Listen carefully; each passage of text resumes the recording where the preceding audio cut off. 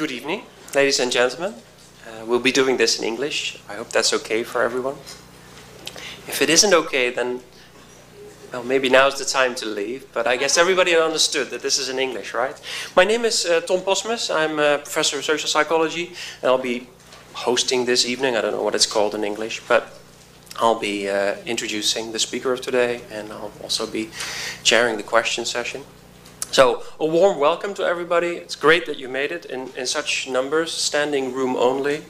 Today, we're going to have Scott Barry Kaufman talking about creativity, flow, and openness to experience. But before doing so, I have got this shopping list from Studium Generale of things that I should mention to you that I shouldn't forget. And Kirsten is there to check that I'm going to do it by the book. At any rate, one of the things that I'm supposed to be doing is to introduce Studium Generale to you. But I guess, you know, you're all here. You found it. So this is it, right?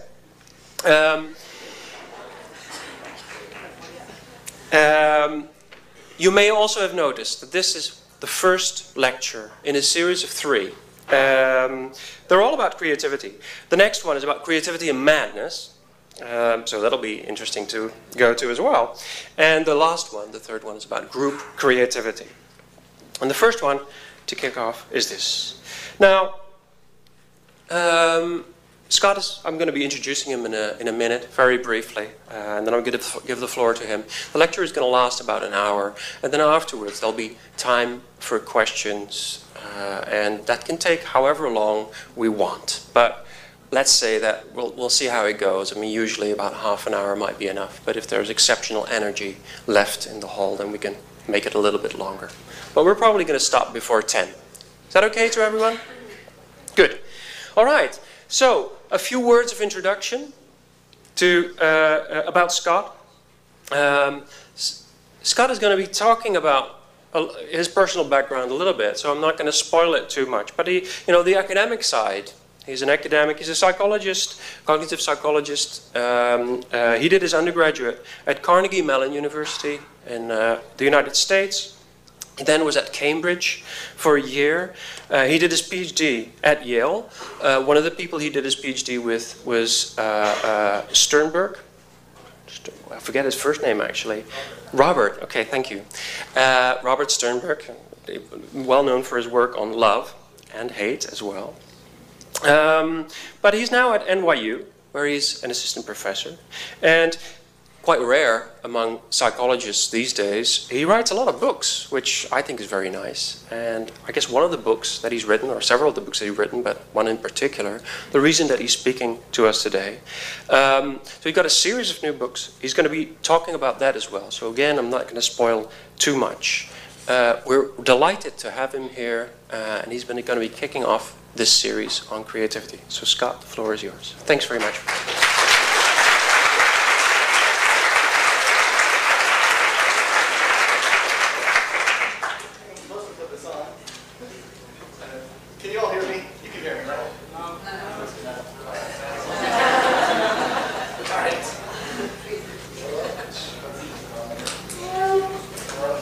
Hello? Hello? Hello? Oh, that's better. Well, it's quite an honor to be here in the Netherlands. It's very exciting for me. This is my first time ever here. And, you know, I thought I'd start off because there are some cultural differences. In my country, where I come from, in the United States, we are very big into sorting people into various categories and putting labels on children. We have gifted and talented programs in the United States. I heard from you talking to some people here that you, at least from the earliest ages, you don't put as much emphasis on singling out the gifted children from the non-gifted children. I don't know if that's the case. Is that not, if that's roughly true? That how many of you have heard of the word gifted in the context of education? Just curious. Okay. So I thought I'd start, obviously I'm going to tell you a lot about creativity and flow and openness to experience, so there's no false advertising here. You will get all that. But I thought I'd start by telling you why I got interested in this topic, because it is deeply personal. So when I was younger, I wasn't in gifted or talented programs at all. I was in the opposite. I was in the ungifted programs. When for the first 3 years of my life, I had a lot of fluid in my ears, and I was essentially deaf for the first couple years of my life, and I developed something called central auditory processing disorder. So I was always like a couple steps behind everyone else. It took me an extra couple seconds to catch up to the rest of the students in the classroom. And this caused a lot of pain on my part because I was bullied an awful lot. This is me being bullied in the bathroom in 3rd grade. They made me repeat 3rd grade. I think they also made that bully repeat 3rd grade as well. He wasn't happy with it, so I think he took out his frustration on me, saying, "You're going to be here forever." And I'm like, "So are you, dude." But anyway, but I was bullied a lot in 3rd grade. And then in 5th grade, they shipped me off to a school, so this is public school. Does anyone know what that means in America? Yeah. And then in 5th grade, I was shipped off to a school for kids with learning disabilities. And I got bullied even more there because the kids said I wasn't learning disabled enough. So it was really frustrating. Like, no matter where I went, I couldn't win. Came back to public school in 6th grade, was still unquestioningly kept in the program, even though I felt as though I was ready for more academic challenges. All I really desperately wanted to be challenged. I wanted someone to actually take me seriously, that I could actually handle something, but I was still kept into the system, and it was called special education. Again, not gifted education, special education. In 6th grade, 7th grade I went on, 8th grade I went on, eventually I got to high school. Dropping my self-esteem, dropping lower and lower and lower. By this point, by 9th grade, I really thought I was a piece of shit. After that many years of, in the education system being told you're learning disabled, I entered 9th grade sure that I wasn't going to graduate high school. And then one day in 9th grade, this is 9th grade Scotty right here, illustrating. No, that's not what I looked like. This is illustration. But anyway, I was sitting there in 9th grade, and they had given me. If you're in special education, what they do is they give you untimed tests. I remember having this history test. So they actually took me out of the mainstream classroom and said, "Here, you take this untimed test. Take as long as you want. We understand that you have trouble, wink, wink, processing information." I'm like, "Oh, thanks." So I sat there, and I remember that one day in 9th grade, there was a teacher who I'd never seen before in my entire life. And interesting enough, I didn't see her again. She was there just covering for the regular teacher. And she saw my frustration, and she came up to me, and she said, what's going on here? And I said, I have the rest of my life to finish this test. They said it's untimed, so what does it really matter when I finish it? And she said, "I want to talk to you outside the classroom." And she took me outside the classroom, and she said, why are you here? And I said, and I started to answer that question, and I was like, wow, I've never actually asked myself that question before. And and then something clicked in that moment. Something clicked in my head, and I realized that there was just that I didn't have to do this. I could actually take control of my life if I wanted to. And in that moment, I said thank you to her, but then I ran to the school payphone and I called my mom. And I said, why am I still in special education?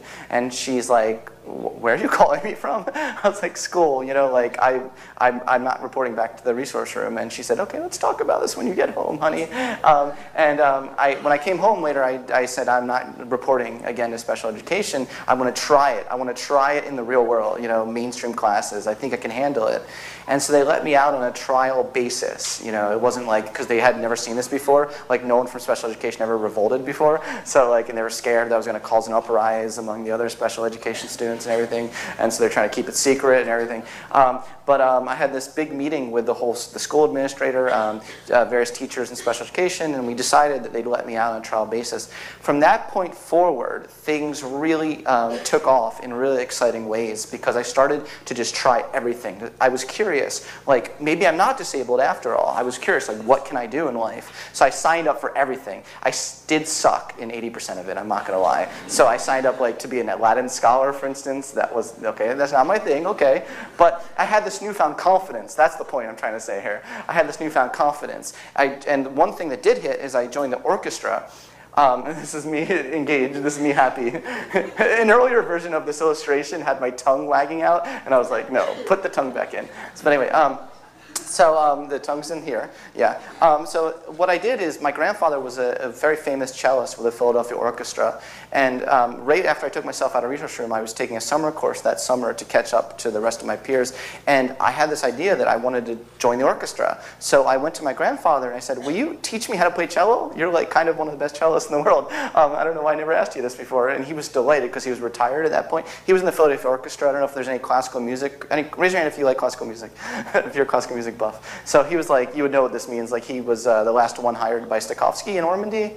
And that means anything to anyone. Okay, whatever. But anyway, he taught me cello, and I worked that entire summer. I worked my ass off and I went to the orchestra conductor and I said, can I join your orchestra? And he said, who the hell are you, first of all? And I was like, I just took myself out. Well, I didn't tell him anything about special education. I was like, I just want to join your orchestra. And my teacher's Harry Goretzer, and he's like, okay, sign up, whatever. I don't know, you're crazy. So I joined the orchestra, and I was just socially isolated. Like I didn't go to the lunchroom, but I just practiced in the orchestra room every day. I would practice 8 hours a day. I was determined to do something, show that I had some purpose in life. And I did. After a couple months in the orchestra, I was off the crutches. My grandfather came up with like orchestral scores where I would only play every fourth beat, so I could keep up with the orchestra. But that was a crutch, and by 3-4 months, I was playing with a regular orchestra, and I was no longer in special education, and I started getting A's. And so I graduated getting straight A's. I was a CD student when I was in special education, but I graduated getting straight A's, and then constantly just fighting myself through the system, I somehow managed to get a PhD from Yale. That's what Yale looks like in America. That's what American universities look like. No, the reason why I chose this picture is because it's a Yale hat. See, it says Yale, but that is not at all at Yale. We're not even going to talk about where that is. But anyway, no, I'm joking.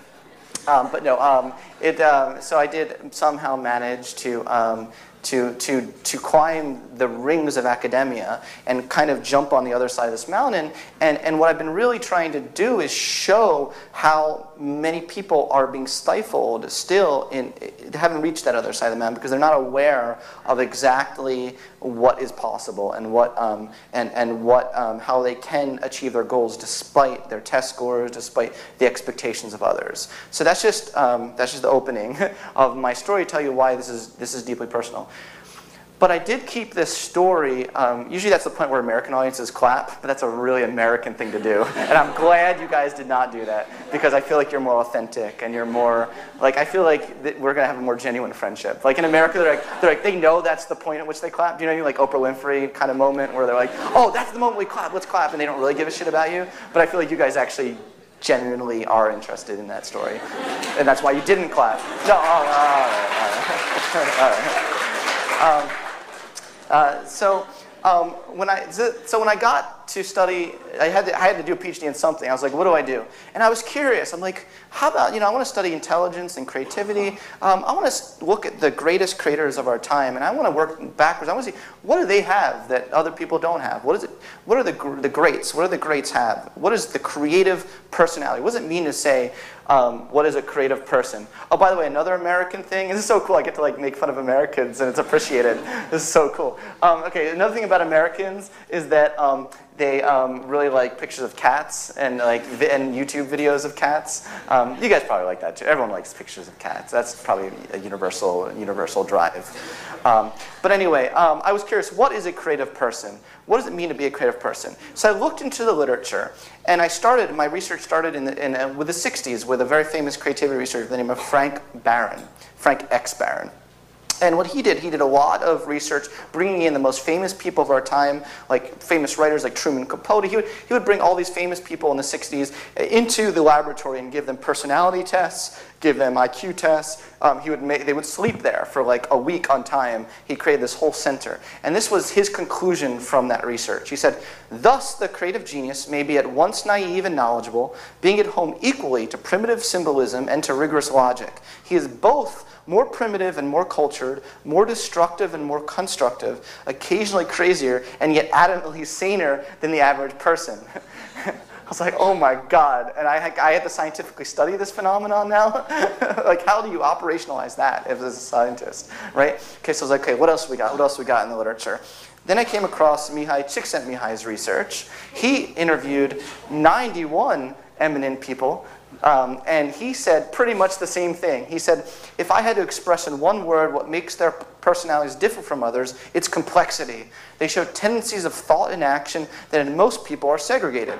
They contain contradictory extremes. Instead of being an individual, each of them is a multitude. I was like, oh my God, I'm never going to get a PhD in this topic. No wonder why no one does PhDs in creativity, right? Because like, you can't get a PhD just to say like creative people are at once everything. You know, they're like PhD. You know, it doesn't work like that. You have to do like systematic, rigorous study. So you look at the traits that Mihai Csikszentmihalyi has down. These are the, if you want to take notes on how to be a creative genius, here are the top 10 things. Okay, you have to have a lot of physical energy, but you also at the same time need to rest every now and then. Okay, take notes. Take notes.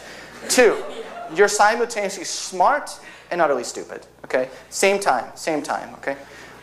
You combine. This is right from his study. You combine playfulness and discipline, responsibility and irresponsibility. Raise your hand if any of you are so far you're a creative genius by this definition.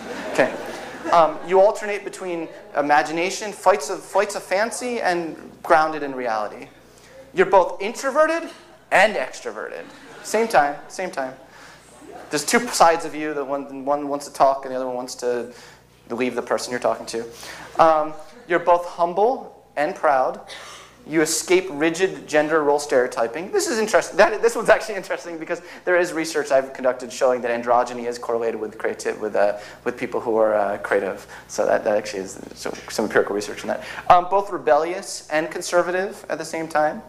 Both passionate and extremely objective about your work. You know, so you're passionate, but at the same time you don't let that interfere. And the 10th one was most intriguing to me because I was like, oh, there might be a way to operationalize this. Openness to experience and sensitivity exposes creative people to suffering and pain as well as great enjoyment. It actually does kind of make sense if you think that if openness is a personality trait that creative people versus non-creative people have more of, and you're open to everything, you're also going to be left more vulnerable to everything as well, right? So that actually does make kind of sense. But I also wondered after reading these things, how much of this stuff was just one big Barnum effect? Has anyone raised your hand if you've heard of the phrase Barnum effect? Okay, that's fine. I'll show you an example. I want you to raise your hand if this description. Now, what I've done is I have taken all of your. You don't know this, but prior to this lecture, I had information on every one of you, and what I did is I assessed your personality. I asked your friends and colleagues and parents to tell me about your personality, and I've given everyone in this room an individualized personality reading about you. It just so happens you all have the same exact personality profile reading. Here it is. Okay, I'm going to tell you about you, and raise your hand if this applies to you. You have a need for other people to like and admire you, and yet you tend to be critical of yourself. While you have some personality weaknesses, you're generally able to compensate for them. You have considerable unused capacity that you have not turned to your advantage. At times, you have serious doubts whether you have made the right decision or done the right thing. Raise your hand if this applies to you. Okay. So they've done the study. They've done the study on this, and they say they bring people to the room. They have them fill out a personality profile, and they say based on your unique personality profile, we have an individualized personality assessment of you. And then, but of course, they give the same one to every single person, regardless. And they find that everyone rates like 10 out of 10. You know, this is me. This is me. And it's called the Barnum Effect because I think his name was P.J. Barnum. He could sell anything, you know. And you see a lot of salespeople use the Barnum Effect to good effect. Fortune tellers. No offense if we have any fortune tellers in this room. Fortune tellers use it to, I didn't mean to like out you, but fortune tellers use this to good effect. You know, when they read your palm, they say, "Oh, you are. I can see by your hand you're critical of yourself." You know, it's like, "Oh my God." So I wondered if a lot of this stuff was one big Barnum effect. I did wonder that, and I got a personal taste of the Barnum effect. I personally experienced this to my heart when I wrote a blog post. Now, look, most of my blog posts, I'm not saying like I'm an amazing blogger. Like most of them get like hardly any hits or not that many hits. I did do one though that hit jackpot. It was for the Huffington Post, and it was called "After the Show: The Many Faces of the Performer." And look, you could see, right? There's proof. That's a lot of freaking likes or shares or whatever it is. And I was like, and it got 500,000 views in like 2 days, okay? And what I argued in this article is that I put that list of the 10 things that Mihai Csikszentmihalyi had. Okay, do you remember the 10 things, the introvert and extrovert? And I said creative performers are particularly vulnerable to these 10 things. And I just got so many comments, outpouring of people messaging me marriage proposals, saying, you understand me like no one else does, Scott Barry Kaufman. These are some comments from that. You could go to the article right now and you can see in the comments, Dr. Kaufman, you just changed my life. Thank you. Wow, get out of my head.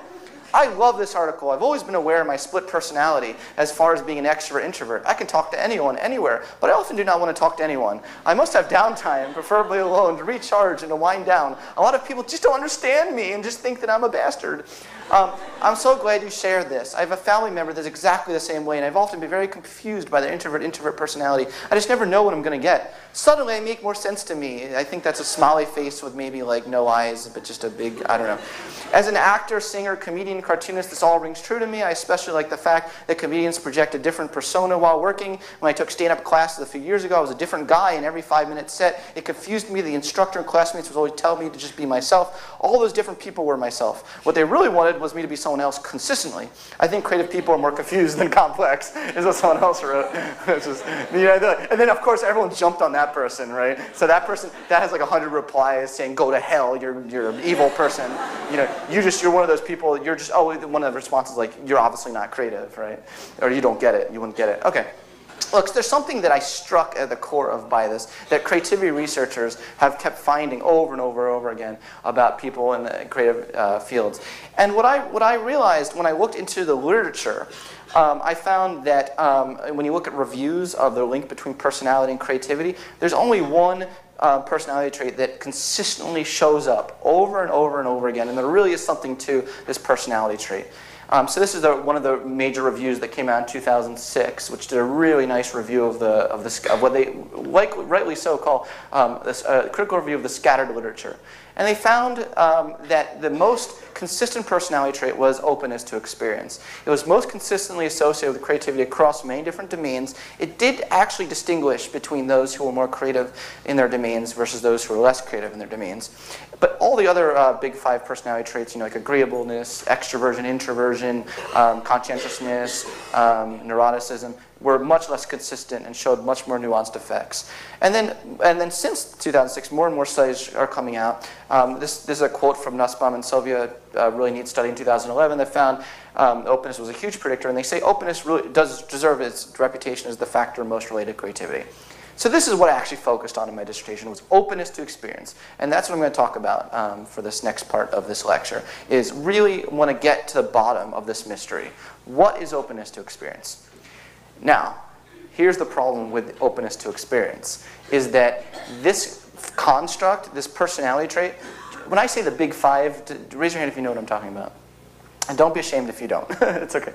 So psychologists have identified 5 major ways that humans differ from each other in personality, and openness to experience is one major way.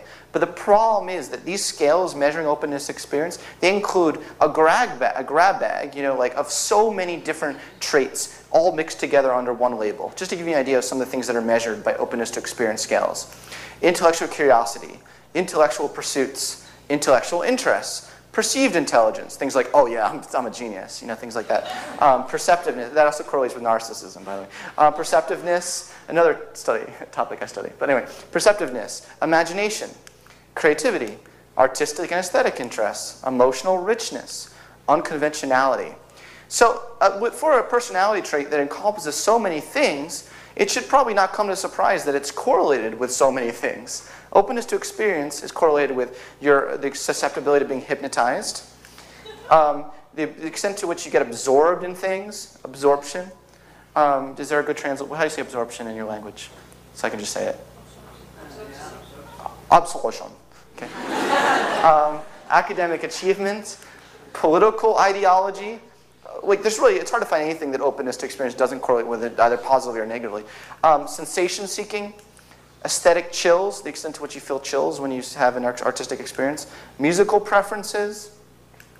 I did research recently that showed it correlated. This is a published study, peer-reviewed journal. It shows that it's correlated with preference for kinky sex, openness. So look, when you have so many so many things that something correlates with, it makes you think that the construct is maybe a little bit bloated.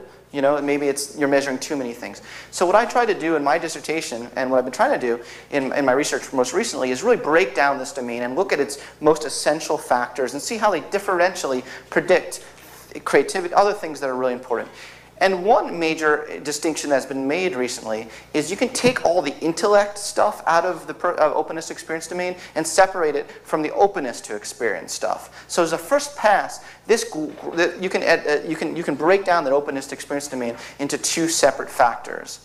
And these are some of the items just to give you an idea. In some ways, you can think of it as those who have a great desire and search for truth, versus those who have a great desire and search for beauty. So you can separate out the truth and beauty factors. So for things like the search for truth, they're things like I am quick to understand things, I like to solve complex problems, I have a rich vocabulary. This is like your standard intellect stuff. But then you can separate out items for openness to experience, things like I see beauty in things. Raise your hand if you see beauty in things others might not notice. Don't be shy. You believe in the importance of art. Raise your hand if you believe in the importance of art.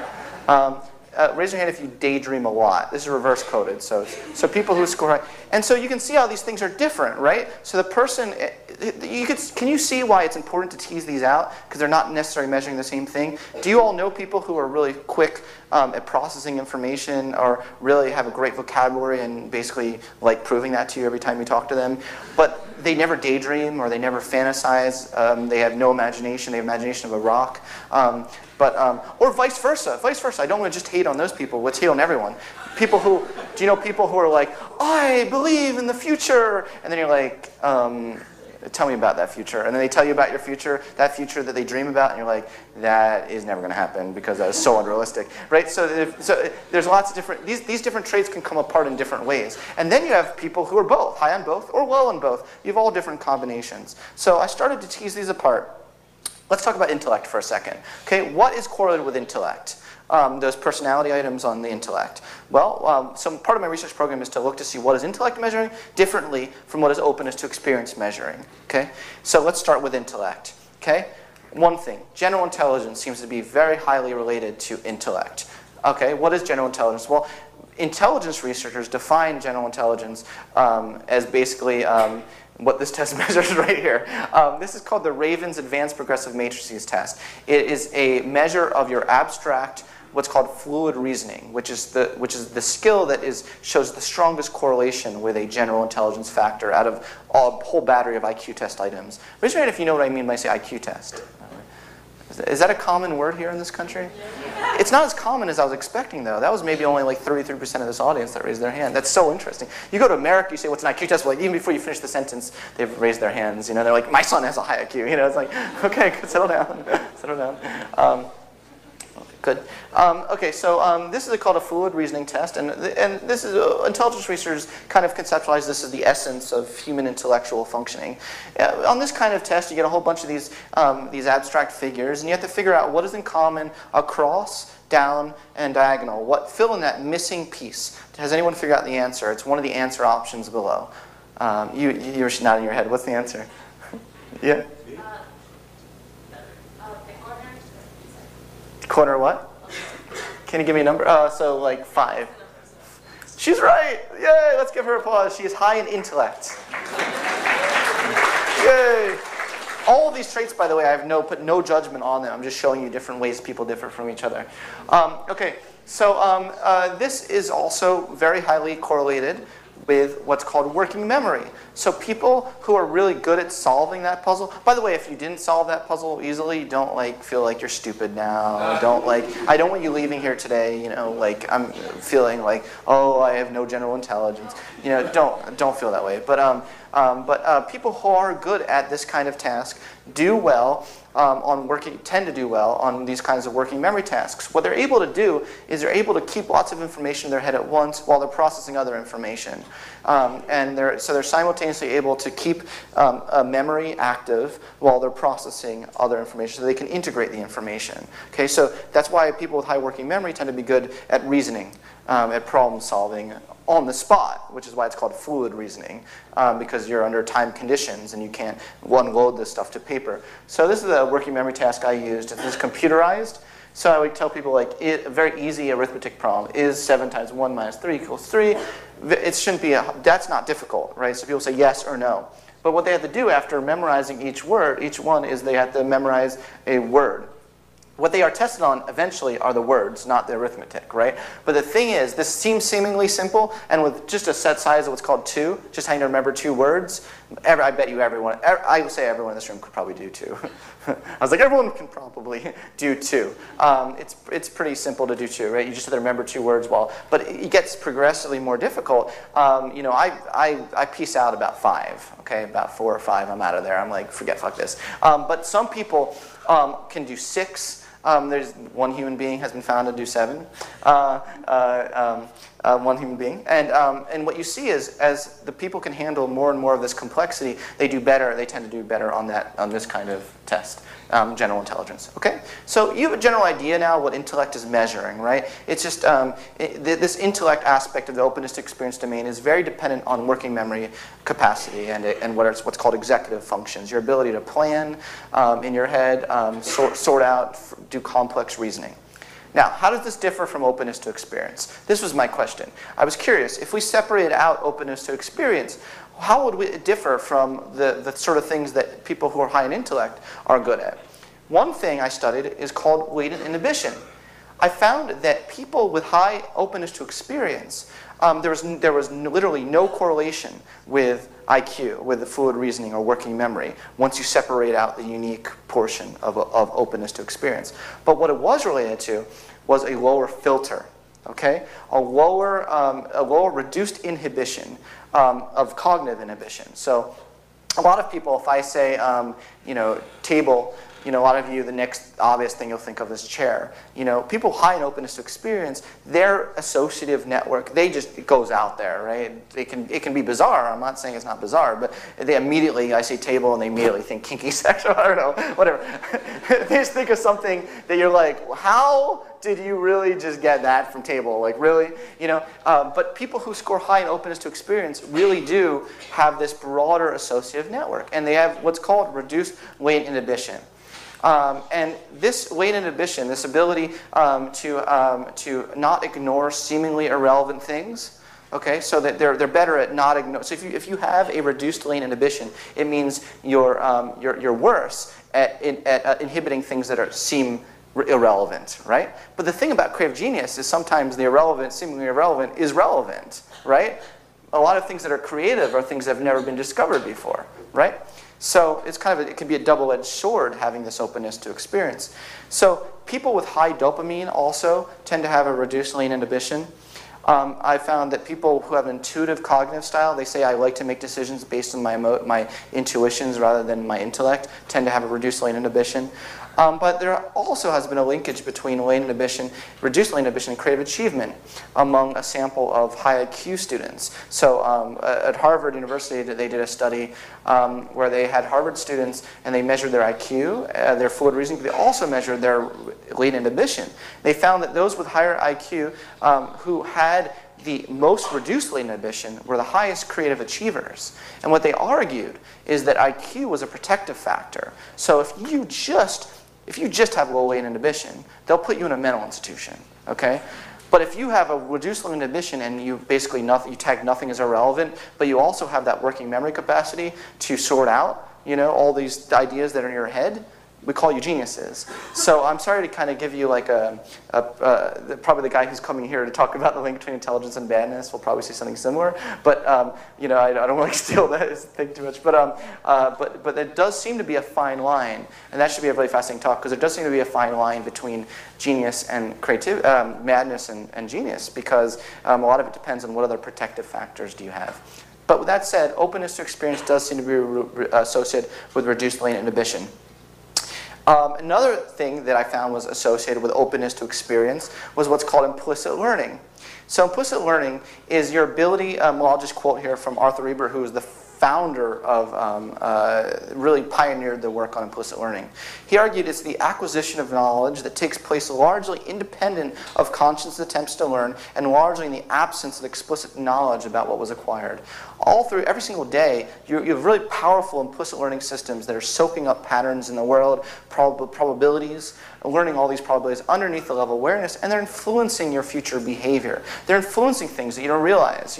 If you they have this great study where they introduce someone and they have like a buzzer in the hand or whatever, and the person is not aware. Does it reports they were never consciously aware that they were buzzed when they met the person, but then they have a second meeting, like a week later, and the guy puts his hand out to shake the hand, and all the participants who were buzzed are like, "Get the fuck away from me," and they're like, "Wait, why did I just say that?" It's like, they're like, "Why do I not like you?" And then psychologists come in and they say, "It's because we fooled you. We didn't tell you. You weren't aware of it, but your subconscious, fear of his hand because it was going to buzz you again made you averse to this guy." Anyway, they've done lots of these kinds of studies where our implicit things that we experience in the world influence our future behavior unconsciously. So we studied this. I studied this task called implicit learning, where what I had is I had people, and this is the only task that they were told: just press these stars, press the key that corresponds to one of these stars as quickly as you can. And unknown to the participant, because we don't tell the participant this, but these stars follow a probabilistic pattern. So 80% of the time, it's actually following a sequence. 20% of the time, it deviates from that sequence. But the explicit conscious system can never figure it out. So no matter that's why we made it probabilistic, because it's very hard to use your hypothesis testing, your working memory, all this great working memory you have to figure it out. It's your implicit learning system that's actually better able to figure this out. And what I found is that, and I published this paper in the journal Cognition in 2010, showing that openness to experience was significantly correlated with the ability to learn these patterns. I debriefed people afterwards, and I said, "Did you notice the patterns?" And they're like, "No, there was a pattern?" And you're like, "Yes, there's a pattern." And what's cool is that I found that people who just completed this openness to experience questionnaire and wrote things on the questionnaire, things like, "I notice patterns in nature that most people don't see." Do you remember that one? They actually do. So this is actually, for the first time, a cognitive behavioral justification for their existence. Because there's plenty of people who probably say all the time, "No, I really see patterns people don't see," and they're calling these people crazy. Now, there's probably a large portion of them that are crazy. I'm not saying they're not, but this shows there's a large source of variance that aren't crazy. They're just high in openness experience, and they actually have better implicit learning ability. And I was really excited about this because it was the first time to show that individual differences in this task, because this task, implicit learning, has only been studied in the hardcore experimental cognitive science literature. No one's looked to see, do people differ in this ability? It was really exciting to find that people that differ in this ability also differed in the personality trait openness to experience, something that's related to creative achievement and also schizophrenia and all this other stuff. So what I did is I looked at actual creative achievers. I have this paper that's in preparation right now with some other colleagues.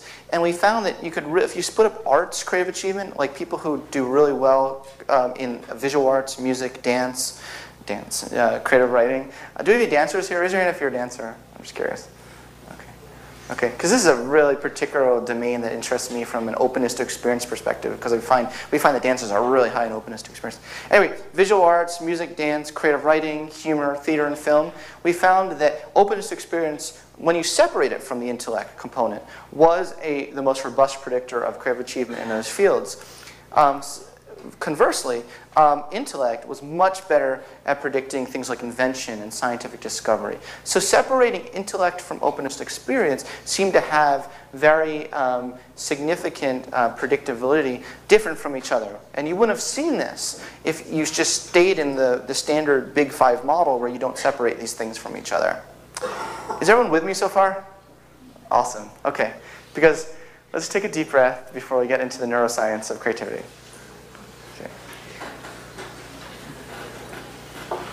Okay, here we go. This is where we tie it all together. Raise your hand if you like brains. You are going to like this segment. Raise your hand if brains scare the crap out of you.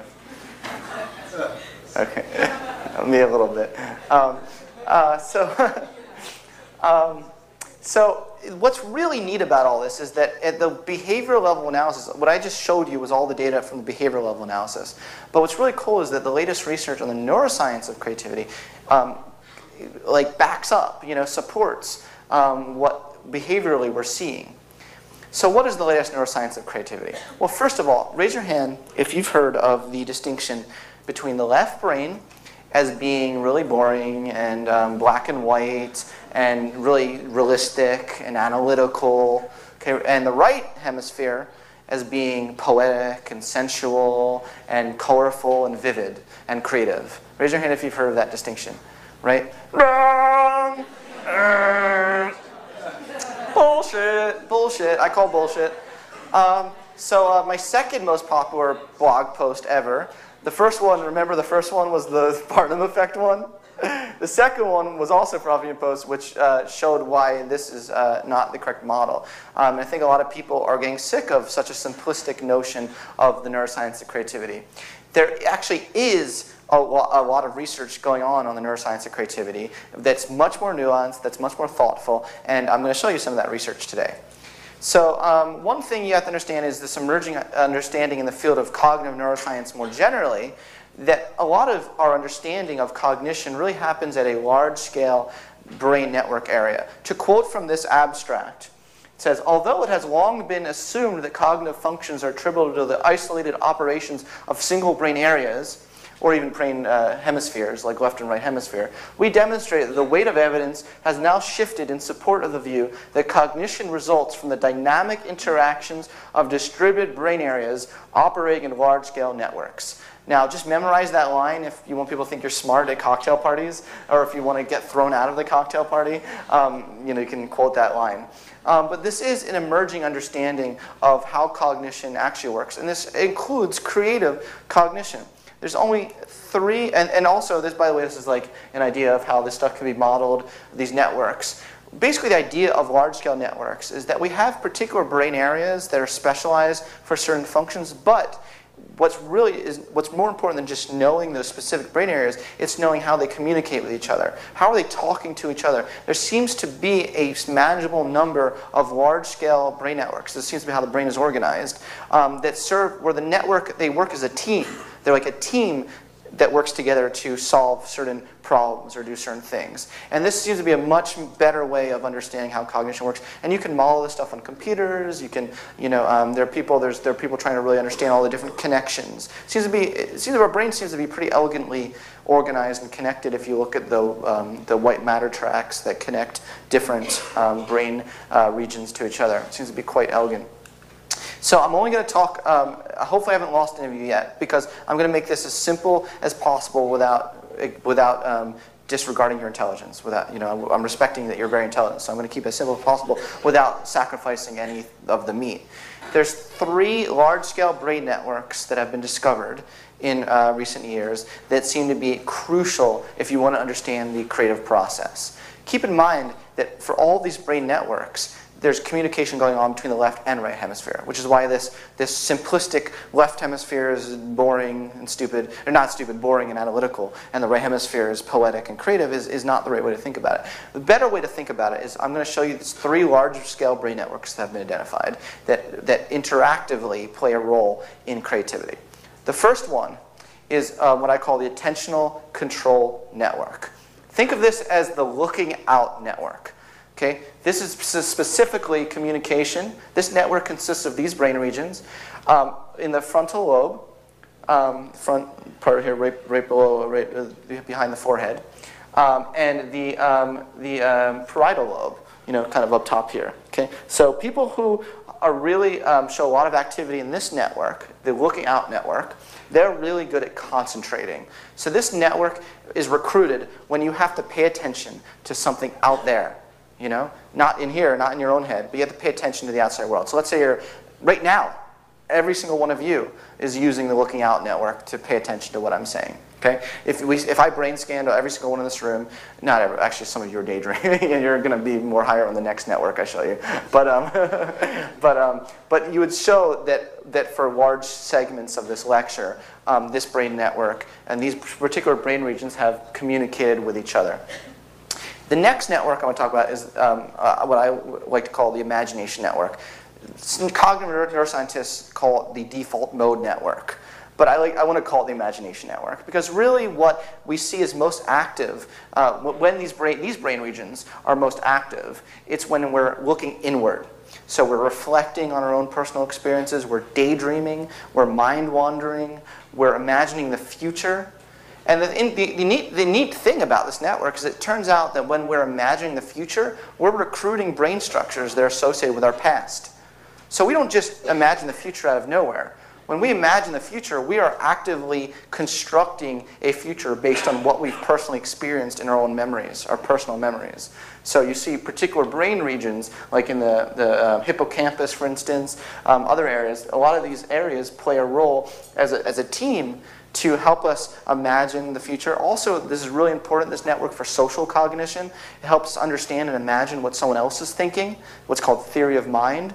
So whenever you're trying to envision what is that person's intentions, why did that person do what they did, this network is more active. Now this network, unsurprisingly, is most active when you're taking IQ tests. Do you remember that fluid reasoning task I was telling you, that I showed you about, and the working memory?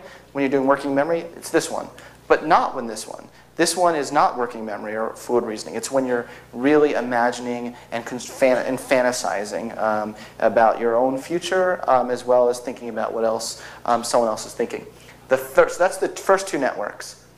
Third network is the one that kind of decides which of the first two are going to be most salient or relevant to the task at hand. And this is called the Attentional Flexibility Network, which primarily consists of communication between the dorsal anterior cingulate cortices and the anterior insula. Now, this is what the point I want to make. Alterations to any one of these networks can have dire consequences. So, for instance, and I'm just as an example, I'm going to tell you about two to give you a concrete example. Autism, in a lot of ways, is the exact opposite of schizophrenia when it comes to the operation of these brain networks. So people with schizophrenia tend to have hallucinations. They tend to be stuck in their imagination network. This is the world for people with schizophrenia, because what does it mean to have a hallucination? Well, you're having contamination from in here and thinking it's out there in the world, right? So they're having altered functioning of this network. They have trouble with looking out, but they are very good at looking in. They're very good at imagining things that don't exist in the world. So they're really good at fantasy. On the opposite end, people who score high on autism have been shown to have a very inactive imagination network and a very, very active reality network. This is why people who are on the autism spectrum, and some of you probably in this room maybe are on the Asperger's scale, and that's I'm completely non-judgmental. I think we need to appreciate all different sources of variation. But people who are high on Asperger's scale tend to be very interested. They're more interested in reality, right? That's why science attracts a lot of people on the autism spectrum, because they're very interested in what is, not what could be, right? But you see a lot of vice versa. A lot of people with schizophrenia, they're less interested in reality, right? They're more interested in, like, why is that angel talking to me right now? And then someone with Asperger's walks by and says, "There's no angel there." Like, do you see how that works? So it's really interesting to me to see how these different brain regions and networks give rise to different kinds of minds. So this is just so interesting to me from that standpoint, as I'm very interested in all the different kinds of minds that exist in this world, and look to see how just alterations in the functioning of these brain networks give rise to that. Okay, you ready to talk about creativity? How does this all relate to creativity? Well, in a recent review paper, Rex Young and colleagues, this is like really recent, as I was a reviewer on this paper, and I thought it was just absolutely terrific. And it just came out a couple months ago. This is hot off the press. You're getting cutting edge research. So what they did in this article is they reviewed all the studies to date on creative cognition. They looked to see what is going on in the brain with those who are higher creative achievers, with those that are good at thinking divergently, for those that are good at imagining, things like that. And they came up with a first approximation for creative cognition. And they argue that the answer doesn't lie in just knowing those 3 brain networks that I just showed you. The pattern lies in recognizing that different patterns of neural activations and deactivations are important at different stages of the creative process. So that you have to understand, creativity is not all just imagination, or it's not all reality. There's different stages of that whole process. And what's important is to see how these brain activations, these 3 brain networks that I told you about, as well as other brain networks, either come online and get recruited or get silenced throughout that process. So that seems to be the real neuroscience of creativity. So we can talk about one stage of creativity is the idea generation stage. It's really important in creativity to have this certain stage where you kind of like no idea, you don't inhibit any idea. You let your mind completely roam free. And to look at this stage, they took rappers and jazz improvisers, and they put them in the fMRI scanner to see what was going on in their brain while they were doing the things they love to do, which they no longer love to do anymore after they finished the psychology experiment. Took all their love out of this. No, look at this poor jazz improviser who's like, this poor guy, he's used to like performing on like the, New York, these big stages, and they're like, yeah, just do your thing, man, do your thing. And this guy, he's like, you're not putting me in there. And they're like, yes, we are. And he's like, no, you're not. But anyway, he did get in there eventually, and he freestyled. And so they looked to see what was going on in there during creative improvisation. And they found, remarkably, a very, very distinct pattern of neural activations and deactivations of those 3 brain networks that I told you about. So the looking out network, the attentional control network, remember that first brain network I told you about? It was very, very quiet, okay? Suggesting that the inner critic was not there, suggesting that there was not a hyper-awareness on what's going on out there. There was a deep, well, it's kind of hard when your head's in an fMRI scanner to pay much attention to anything in the outside world. But it does suggest that when they were improvising, they were in their own head, okay? They were imagining the flow of associations. But there was higher activation in the imagination network, okay? Or the key areas of the brain associated with the imagination network, the medial prefrontal cortex. This is kind of neat. I just want to tell you something kind of neat about this. So when you look at the looking out network, you see a lot of the activations in what's called the lateral prefrontal cortex, so the outer surface of the brain. But when people are looking in, like you're daydreaming or you're thinking about in your own world, in your own head, you actually see greater activations in the medial prefrontal cortex, the inner recesses of your brain. So it's kind of, I don't know, I think that's kind of cool that like you see greater activation in the inner recesses of your brain when you're actually turned inward, and then when you're looking outward, you see greater activation on the outside lateral surface. Anyway, I'm sure a cognitive neuroscientist in this room could have a field day telling me why that's a simplification or something, but I don't know, I think that's kind of cool. You do kind of see that. Okay, so the really neat thing, so you see, I'm just going to repeat so we're all on the same page. When these people were improvising and they're being creative and generating ideas, you saw that inner critic, this working memory, lateral prefrontal cortex, that executive attention, looking out network was quiet. The juice was turned up on the imagination network, as well as the attentional flexibility network. So that third attentional flexibility network, I didn't really tell you too much about that, did I? No, you're right, I did not. Thank you for being hard on me about that, because that was very naughty of me, I'm sorry. The attentional flexibility network serves the purpose of deciding whether this network or this network is most salient, is relevant, should be recruited for the task at hand.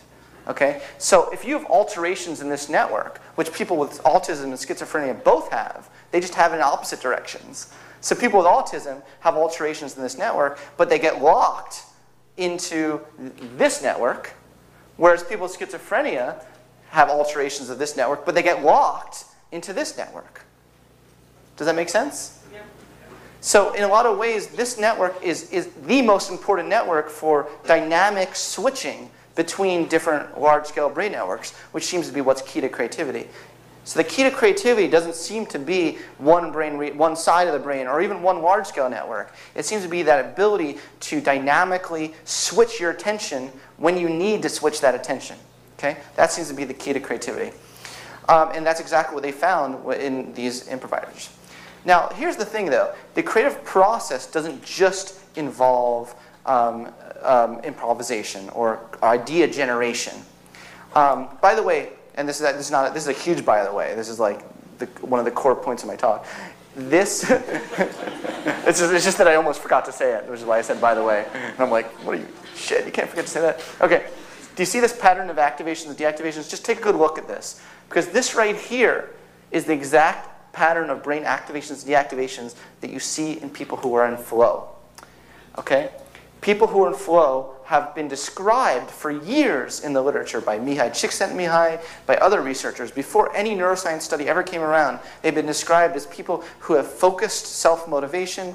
They feel positive emotions when they're engaging in what they're engaging. They completely lost self-consciousness. Okay? Time recedes in the background. They've lost all sense of time. They just, like, how many of you have ever done something that you really love and then you look up and you're like, oh my God, I've been doing this all day? Really? And has anyone in this room ever been in flow ever in your life? Does that mean the rest of you have never experienced flow ever? Really? Oh, that's sad. Okay, well, read the psychology research and maybe it'll get your creative juices flowing or something.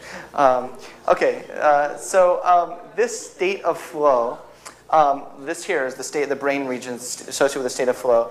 And if you think about it, it makes sense that this would be the perfect brain pattern of brain activations and deactivations for flow, because that inner critic is gone. So that consciousness, there's different streams of consciousness, right? Consciousness is, and I don't want to get into I can have a whole lecture on consciousness, but like Bernard Baars, very famous conscious researcher, argued there's a global workspace of consciousness. We have a limited capacity global workspace. But different things can take up that workspace, not just things that are out there, but things that are in here can also take up our limited capacity conscious workspace. That's the old absent-minded professor, right? It's not the absent-minded professor is stupid. It's the absent-minded professor is in his or her own head, right? And that's taking up the attention upon which that spotlight of attention can be directed inward as well as outward, okay?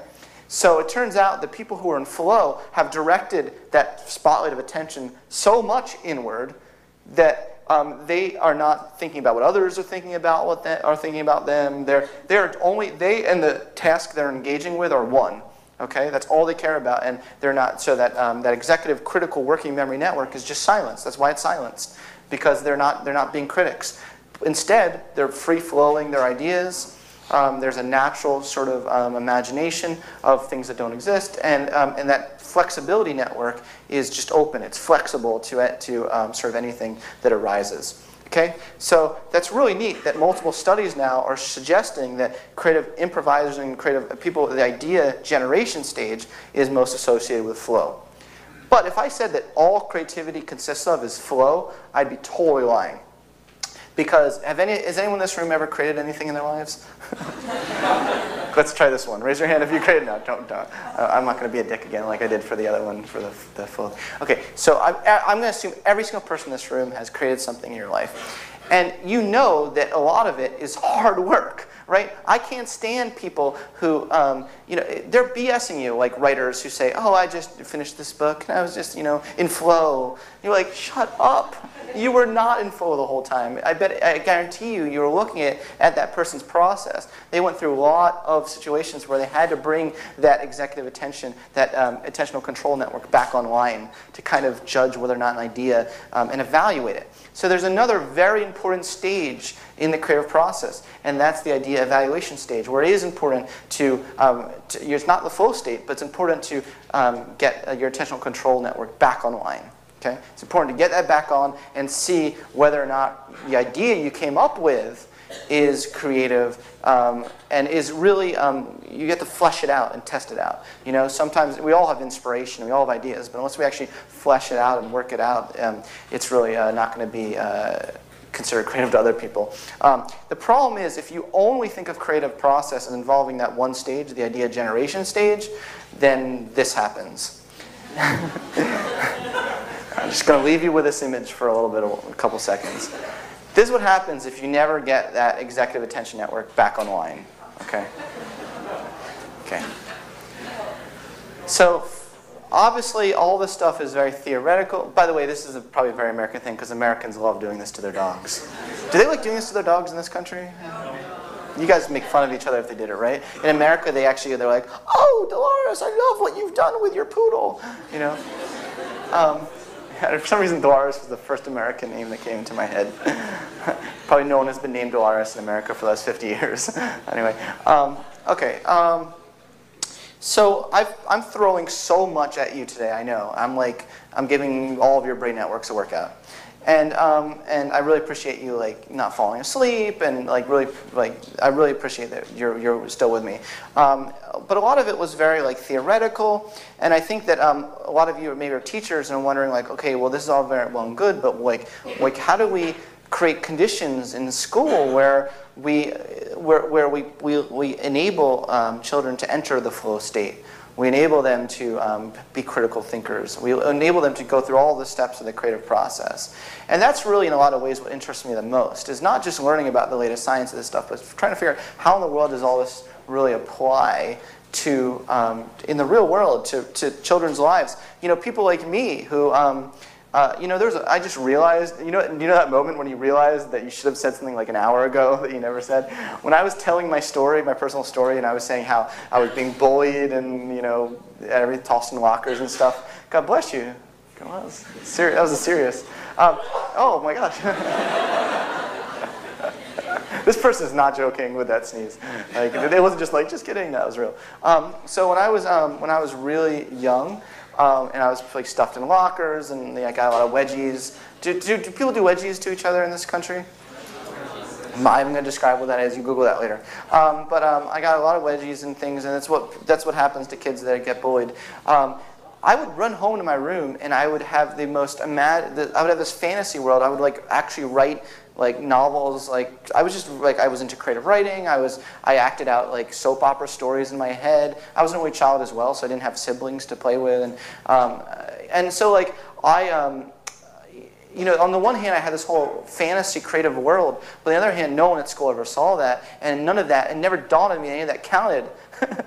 That it even mattered at all, and until years later, and now I'm studying this stuff where I'm no, oh my God, this stuff counts. We need to create conditions to actually let see this potential in children that is so easily overlooked in the school environment.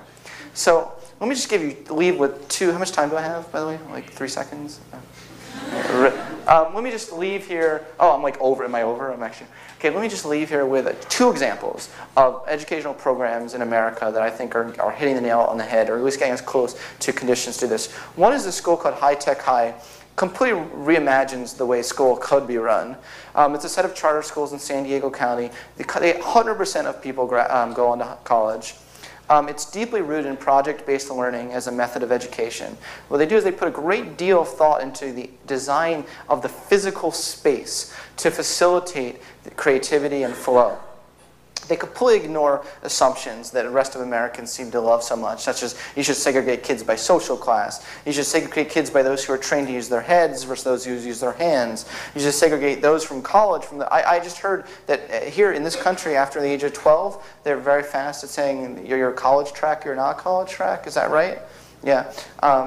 So we do that in America too in a lot of ways, and this school is we're not going to buy into that. They segregate the school. They don't segregate the school from the community, so the community is tightly linked to the school. It's 40,000 square feet. The entire school is one big box. There are no walls. There are no classrooms. It's one big box with glass. Everything about the school is designed to instill pride in the children, to instill a sense of personal satisfaction, pride, joy, flow. Hung up everywhere are the students' projects, everywhere you go. So every student in that school feels like they have a value, a creative place in that school. The emphasis is on curation. It's like a museum, not a school. It has a feel of like a museum where students present work. These are the main conditions which are very conducive to flow and creativity that it has. So it allows students to engage in personally meaningful projects, They have supportive mentors.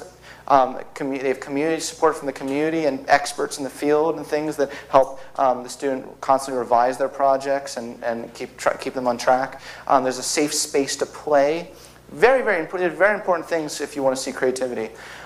Failure is encouraged, but nothing is thought of as failure. You know, in this current school system, like in America, like you get an A, or if you get an F, you flunked. You can't revise, right? But here, you're constantly revising. You're constantly, and you also can get public recognition for success. We underestimate the extent to which these factors play a really crucial role in flow and creativity. And lastly, a project I'm personally involved in, I'm the advisor, is called the Future Project. I'm really excited about this. Right now, so the Future Project, their motto is, we imagine a world where any student anywhere can put a dream into action. What they've done is, we have guidance counselors in America. Do you have guidance counselors in this country? Mm-hmm. Like, where you like go, like if you have a dream, like you say, I want to go to this college, university or whatever in your high school, and you go and they say, no you don't, because you need to be realistic. That's what they call guidance counselors in America. In America, what they've done with the Future Project is they hire full-time dream directors. It's a very different idea. Any student in that school can go to the office of the dream director and say, this is my dream. And the dream director says, let's do it. You know, I don't need to see your IQ score. I don't see your academic achievement test score. Let's see how, no matter how big or small your dream is, let's see how we can start today in doing it. So they hook up that student with a mentor, a coach, that's called a coach, from the community. They meet once a week. And they work on a significant project. If they're first years, they can get 4 years where they work on this project. These are just examples of some projects that have been done so far. So Medial founded this campaign called Perfectly Made, which is an online campaign that promotes self-acceptance and the importance of valuing yourself. But this is probably very American ideals. I don't know. What do you guys think of all this? You're like, that's so American. Amanda and Dana, this part of my talk goes down really well in America, by the way. Amanda and Dana created a fashion show to raise money for leukemia research. Kayla wouldn't stand for high school failing, so she created something called Restart Day and recruited dozens of her peers to help fight for their school to stay open. There's so many ways. Oh, we're not even done. Juan fuses passions. It goes on. 10 hours later, for boxing, poetry, and New Haven Academy to inspire his peers to build a workshop to end youth violence. Team Swag produced a documentary. Raise your hand if you know what swag means. Okay. You guys have swag in this country. Team Swag produced a documentary that chronicles the effects of bullying and released it through a multimedia campaign. The neat thing about all these projects is they're all indices of creativity, but puts no limit on what creativity looks like. It allows the students to self-express themselves in ways that impact on the community. So some of the results after the first year were very promising, actually. So 7 out of the 10, they're called fellows, they're the students, said the Future Project changed the culture of their entire school, because a lot of the kids, once they did something really great, the other students felt inspired and they wanted to be a part of it. You know? So it transformed the culture of the school. 8 out of 10 fellows accomplished something they never thought was possible. 9 out of 10 fellows became more excited to learn at school. They viewed themselves more as leaders, and they experienced an increase in confidence. And every single person that was surveyed after the first year said they were more hopeful about their futures. In a lot of ways, I think we underestimate the extent to which that's important, to actually create conditions in school where students actually leave school feeling hopeful about their future. And the peers of their friends said that the experience began to transform the school in unexpected ways. How do you be a future? Some of you are probably like, sign me the freak up. You know, I want to be a future fellow.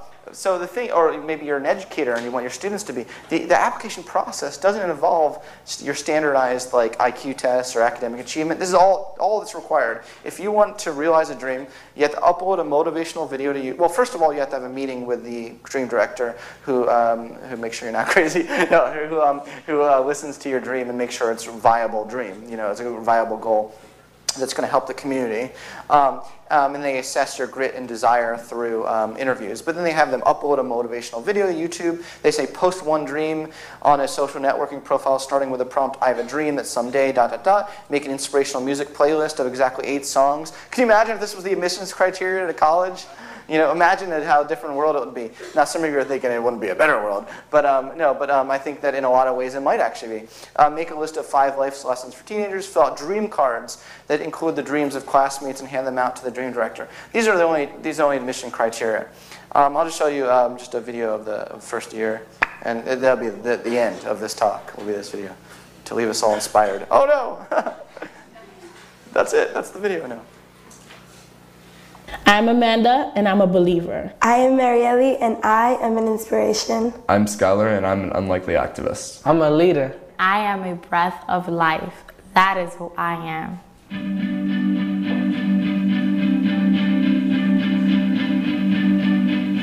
So a future project is an incredibly new, awesome, future-changing idea that you make happen whatever it takes.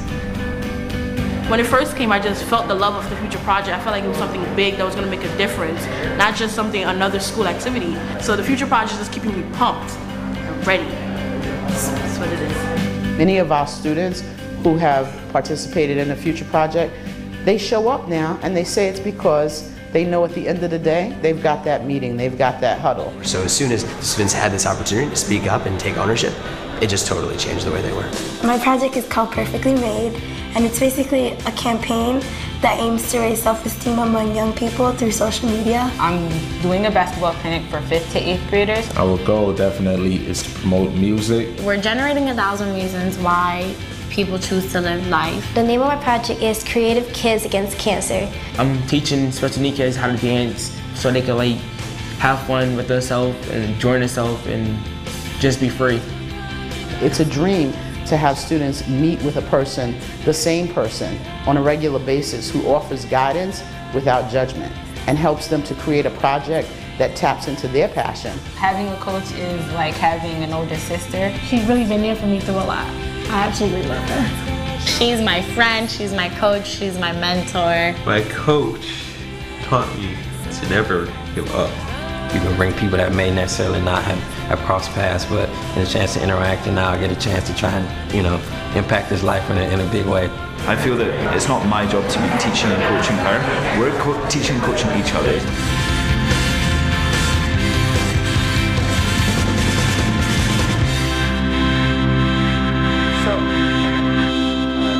So it's now in the third year, and it's spread now to like 10 schools in the United States and across like multiple states. And the idea in 20, 30 years, maybe have like every state in the United States have dream directors in their school and have a future, because it really does transform their school. The point here, and the reason why this connects to all the latest science of creativity, is that if you really want to see creativity out of people, a lot of people say, how do you teach creativity? How do you teach creativity? And I think that's the wrong question that we should be asking. I think what we should be doing is thinking more about how can we instill the conditions for flow, for identity development, for passion. And I really do think creativity will naturally emerge from that. If you want to follow up on more about creativity and stuff, I co-founded this website called The Creativity Post. It's creativitypost.com. I also have a book that came out recently, and I'm not here to like plug a book. Sorry, I don't want to be like one of those guys. But I genuinely interest you, this book. It's called Ungifted Intelligence Redefined. I actually brought a copy here. This is what it looks like. I'm such a dork. Okay. But anyway, they just came out a couple months ago, but it talks a lot about the latest science of how to get the best out of people. And thank you so much for today's talk.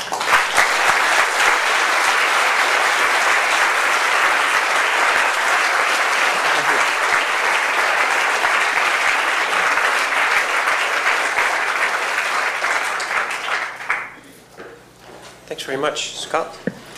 Questions?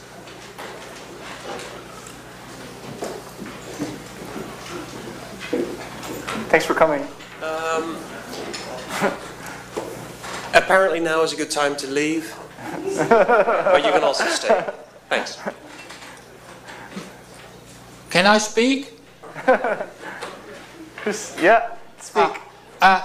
You create a paradox between people that are autistic and schizophrenic. Yeah. But what about people that are both autistic and schizophrenic? Me, yeah. I happen to be both. I feel like I'm both too, yeah. I've thought about that a long time, and actually I dated a girl once who was both too, and we're like, that's why we get each other, because we're both high in both. Yeah, there's a certain, you can be, obviously, in any of these traits I talked about today, you can be high in one, low in one. They mix and match in such interesting ways. There is a researcher who does work on the genetic basis of autism, as well as creativity, genius. He wrote a book recently, and he argued that creative geniuses are those that are high in both autistic-like traits and schizophrenic traits. And I think that the key, what I want to illustrate, is it's that mental flexibility between diving through all these different diverse mindsets that is what's most conducive to creativity. So yeah, I'm with you, man. I'm with you. I'm right there with you. Another question over here. Sorry, Kirsten. Gotta get fit.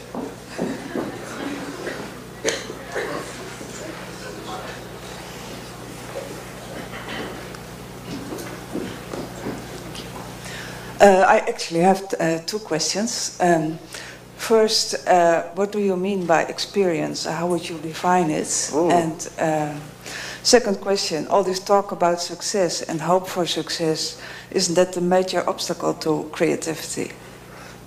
Is all the talk about success itself impeding creativity? You're also talking... all this hope for success, talking about success as you do it yourself in the end of your lecture, isn't this a major obstacle to creativity? Yeah, like so maybe your point, if I think I understand correctly, is maybe actually focusing so much on the product versus the process could actually be impeding creativity, right? Yeah, I mean, I don't think that. So with the future project, for instance, it's all about process. The whole thing is about process. It's not like we put any expectations that there is a state that's called success, right? So everything is like, okay, well, someone says I have a dream or I have a goal, and the point isn't to realize that dream or goal. You know, some of them are quite lofty goals. So some of these kids come and they're like, I want to have world peace, right? You can't. If you just focus on that product, good luck with that, right? But the point is that even with small, so it can start really small. So we'll say like, okay, well, what can we do tomorrow to get you closer to this goal? So even if it's just a matter of like a student like creating a campaign in their school or doing a rally and coordinating a rally for world peace, the point is if they see themselves getting closer and closer to the goal, you see a lot things transform in that person. You see that they have a lot greater hope for their future. They have a lot greater sense of personal pride in themselves. They start to believe in themselves more. They learn a lot of important skills that they can apply then someday to whatever that dream or goal is. And people's dreams change all the time. So yeah, I would actually agree that focusing. Well, you didn't necessarily say your position one way or the other, but I think underneath that you're suggesting that maybe it could impede if it's focused on success, right? And I would agree with that, yeah. I would agree. And the first question was about what's define experience, right? I was hoping you'd let me ignore that. But she started to put the microphone back. I was like, okay, she's not going to let it go. Yeah, right? I feel like that's more of a philosophical question, right? Luckily, I don't have to define experience. I don't have to do that in my work, right? It's like the construct is called openness to experience, and this is how we measure openness to experience.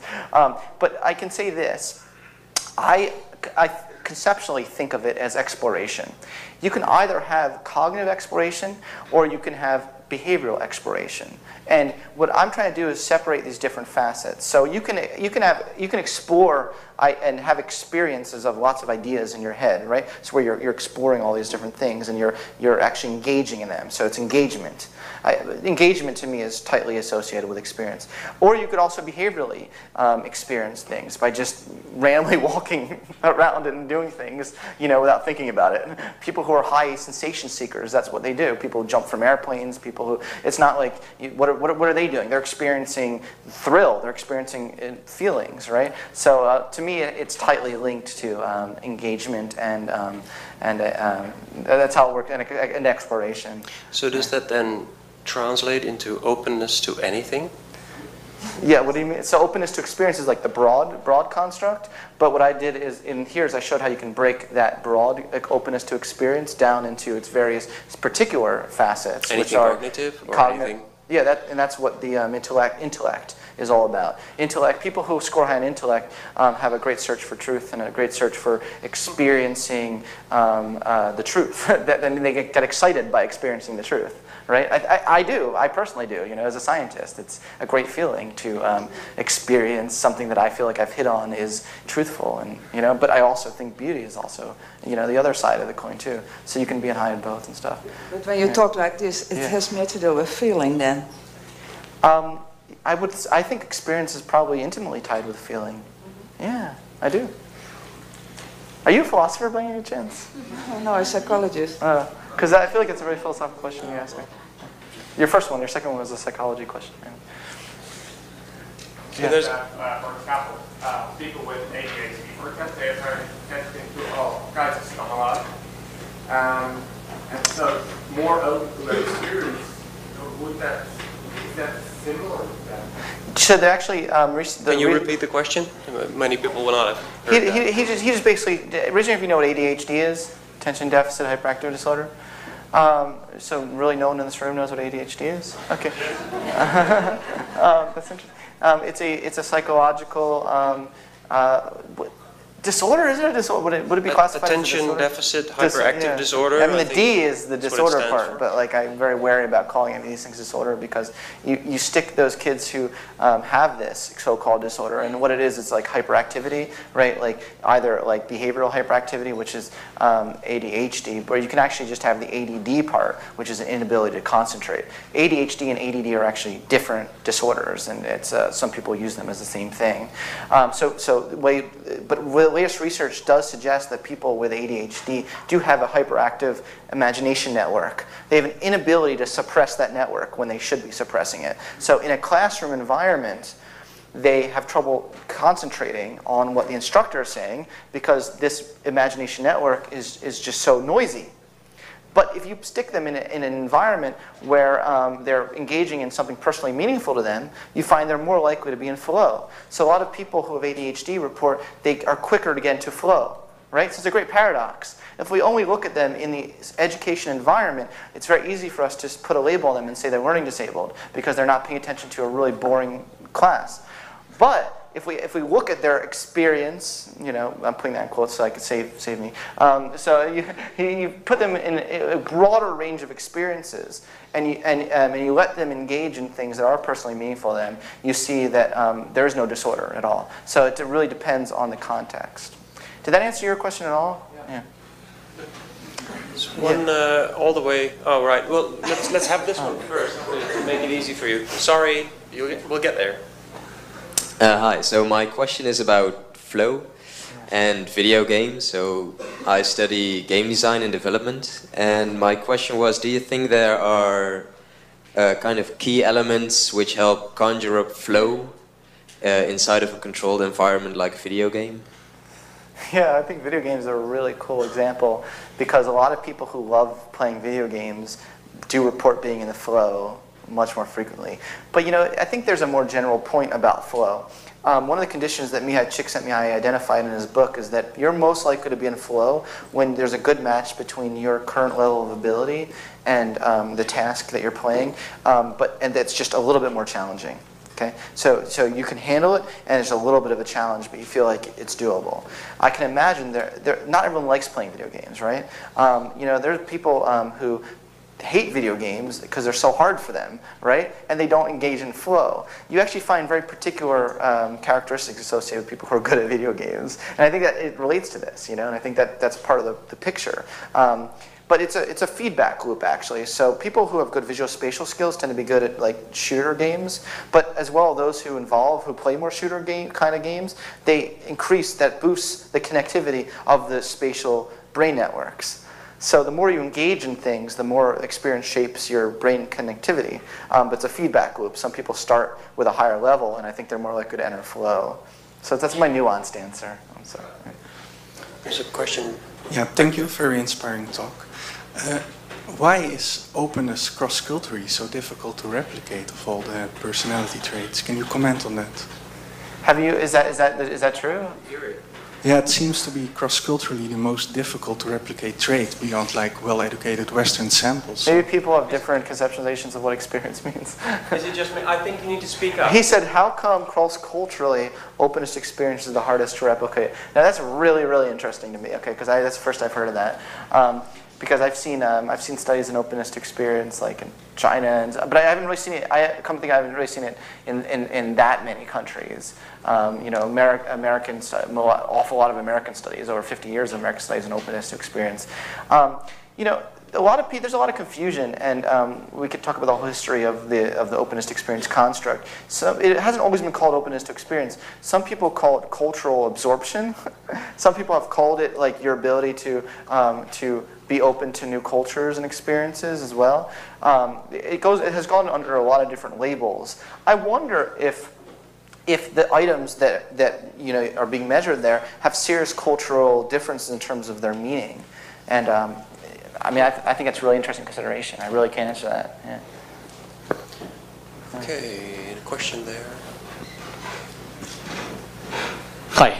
I bet you get this question quite often.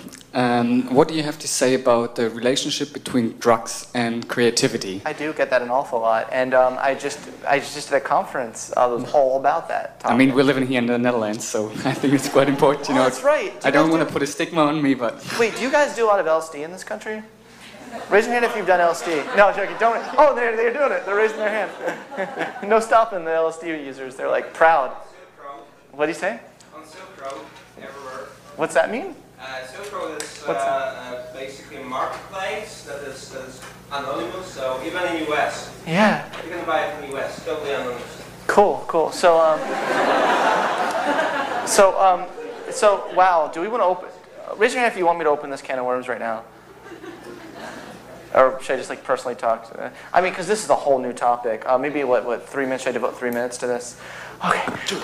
Okay. I recently, really quick. This is a topic that's of very, very much interest among a lot of people in America, and apparently a couple people in this room. I was just at a conference recently. A biomedic company invited neuroscientists, cognitive scientists, with people who have done the work on LSD, and as well as the Dalai Lama's French interpreter. And he actually was like the last speaker, and he was like looking down on all of us.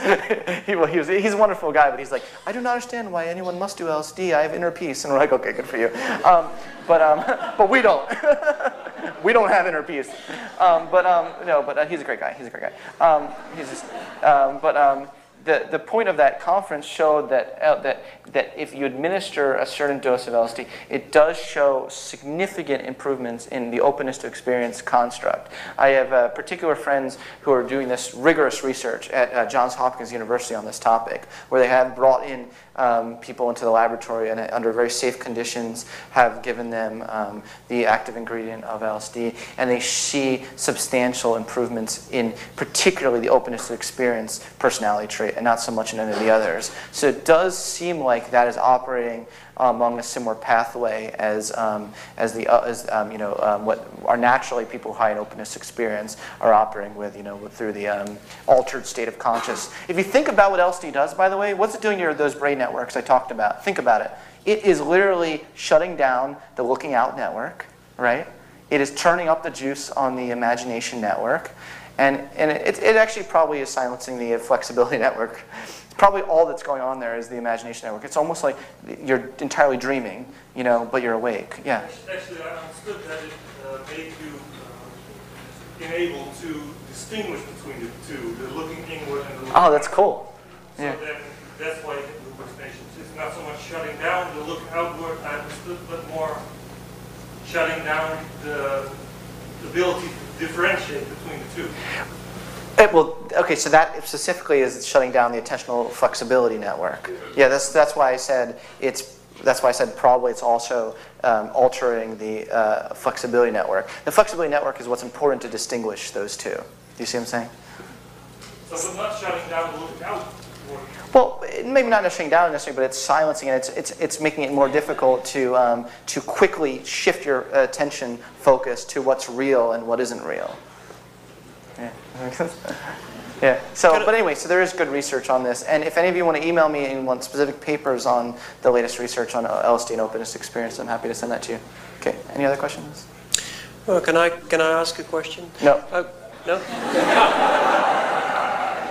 Time's up. Anybody else? I guess one thing that's been puzzling me when you were speaking is that there's a lot of research that suggests that personality is hardwired, right? Oh, yeah. And you end your talk with improving the statement that there are also social factors. And there are. that would somehow change this. Do you think there's a contradiction there? Yeah, you're playing devil's advocate against a position you don't believe in because you're a social psychologist. Yeah. So I appreciate that. You're just trying to get me to think critically. I appreciate that. All this research, and I talk a lot about this on Ungifted, there are two, personality traits, they're just behavioral propensities, right? If you think about personality traits not as these hardwired dispositions that are completely unassociated with your environmental context, I don't think that's the right way to think about personality dispositions. Some of my colleagues are studying a new, more promising direction called the act frequency approach. Basically, your personality is whatever you behaviorally do on average. Okay, and you can actually fundamentally change that. So if you say I'm an introvert, I don't go out, I don't party, I don't like talk, I hate people. People annoy the hell out of me. I like reading books a lot. You say all this stuff, and you say I'm an introvert. But then you fundamentally force yourself to change. You force yourself to go out, and you become more comfortable in these environments, et cetera, et cetera, et cetera. Over time, you can fundamentally change your actual personality, and at the end of the day, you'll only be defined by your amount of frequencies averaged across environments. So eventually, if we went and looked at you moment to moment, and we saw that you now act like the most extroverted person in the world, for all intents and purposes, you are now an extrovert. There's nothing holy about these personality measures that we're getting at. But so that we have propensities which feed us in certain directions in experiencing the world. I keep using the word experience. But these experiences and our propensities are heavily influenced by the environment as well.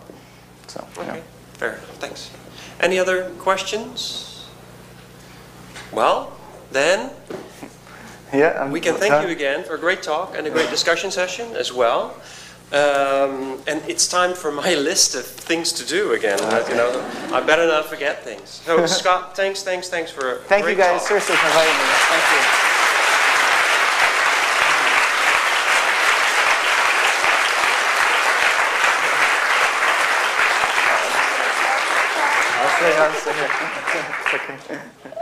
Oh, you got a chance to see.